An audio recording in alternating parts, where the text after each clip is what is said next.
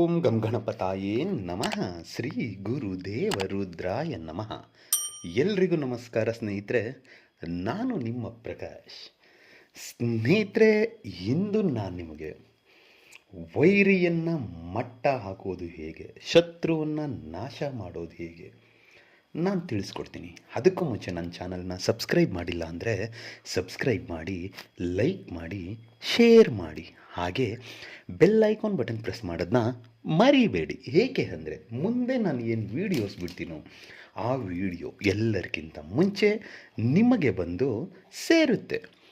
ಸ್ನೇಹಿತರೆ, ಈಗ ಶತ್ರುಗಳು ಅಂದರೆ ಯಾವ ಥರ ಉದ್ಭವ ಆಗ್ತಾರೆ ಅಂದರೆ, ಏನಾದರೂ ನೀವು ಒಂದು ಒಳ್ಳೆಯ ರೀತಿಯಲ್ಲಿ ನಡ್ಕೊಂಡು ಹೋಗ್ತಾ ಇದ್ದರೆ, ಉದ್ಧಾರ ಆಗ್ತಾಯಿದ್ರೆ, ಅದನ್ನು ಹಾಳು ಮಾಡೋಕ್ಕೆ ತುಂಬ ಜನ ಕಾಯ್ತಾ ಇರ್ತಾರೆ. ಅದರಲ್ಲೂ ಹಿತಶತ್ರುಗಳು, ಜೊತೆಯಲ್ಲೇ ಇರೋರು, ಜೊತೆಯಲ್ಲೇ ಒಂದೇ ತಟ್ಟೆಯಲ್ಲಿ ಅನ್ನ ತಿಂದವರು ನಮಗೆ ಎರಡನ್ನು ಬಯಸ್ತಾರೆ, ಕೇಡನ್ನು ಬಯಸ್ತಾರೆ. ಇವ್ರು ಹೇಗಾದರೂ ಸರಿ ಉದ್ಧಾರ ಆಗಬಾರ್ದು, ಇವ್ರನ್ನ ಹಾಳು ಮಾಡಬೇಕು ಅಂತ ಕಾಯ್ತಾರೆ. ಮತ್ತು ನಮ್ಮ ಪಾಡಿಗೆ ನಾವಿದ್ದರೆ ಅಕ್ಕಪಕ್ಕದ ಮನೆಯವರು ಯಥಾ ಸುಮ್ಮನೆ ಬೇಕು ಅಂತ ಕಾಲು ಕೆರ್ಕೊಂಡು ಜಗಳಕ್ಕೆ ಬರ್ತಾರೆ. ಏನಾದರೂ ಮಾಡಿ ಇವನ್ನ ಹಾಳು ಮಾಡಬೇಕು ಅಂತ ಕಾಯ್ತಾ ಇರ್ತಾರೆ. ಮಾಟ ಮಂತ್ರ ಮಾಡಿಸ್ತಾ ಇರ್ತಾರೆ. ಮನೆಗೆ ನಿಂಬೆಹಣ್ಣು ತಂದು ಮನೆ ಮುಂದೆ ಹಾಕೋದು, ಕುಂಕುಮ ತಂದು ಹಾಕೋದು, ರಕ್ತ ತಂದು ಹಾಕೋದು, ಈಗೆಲ್ಲ ಸರ್ವೇ ಸಾಮಾನ್ಯ ಹಳ್ಳಿ ಕಡೆ ಎಲ್ಲ. ಸೊ ಅಂತಹವರು ಏನು ಮಾಡಬೇಕು, ಅಂಥ ಶತ್ರುವನ್ನು ಮಟ್ಟ ಹಾಕೋದಕ್ಕೆ ನೀವೇನು ಮಾಡಬೇಕು ನಾನು ತಿಳಿಸ್ಕೊಡ್ತೀನಿ. ಮೊದಲಿಗೆ ನೀವೇನು ಮಾಡಬೇಕು ಅಂತ ಹೇಳಿದರೆ, ಈ ಕ್ರಿಯೆಯನ್ನು ಶನಿವಾರದ ದಿನ ನೀವು ಮಾಡಬೇಕಾಗತ್ತೆ.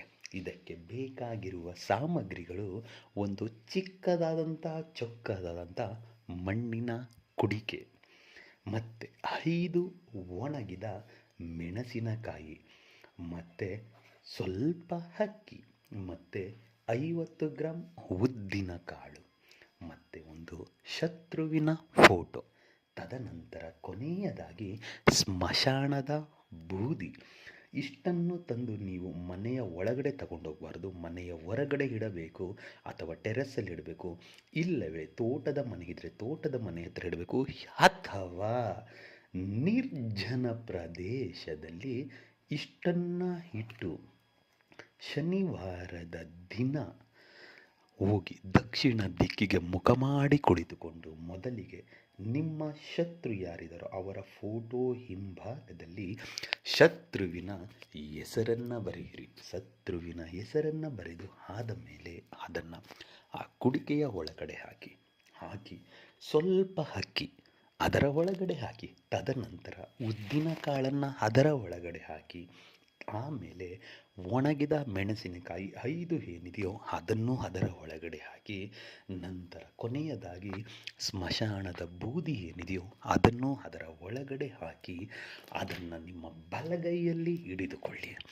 ಹಿಡಿದುಕೊಂಡು ಇವಾಗ ನಾನು ಏನು ಮಂತ್ರ ಹೇಳ್ತೀನೋ ಆ ಮಂತ್ರವನ್ನು ಅಮುಕಿ ಎನ್ನುವ ಜಾಗದಲ್ಲಿ ಶತ್ರುವಿನ ಹೆಸರನ್ನು ಸೇರಿಸಿಕೊಳ್ತಾ 108 ಸಾರಿ ಮಂತ್ರಪಠನೆ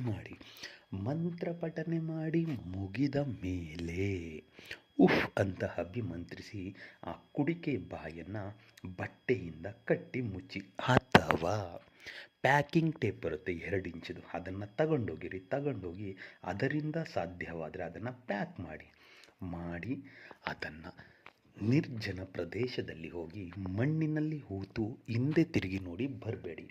ಹಿಂದೆ ತಿರುಗಿ ನೋಡದ ಹಾಗೆ ಬಂದುಬಿಡಿ ಮನೆಗೆ, ಸಾಕು.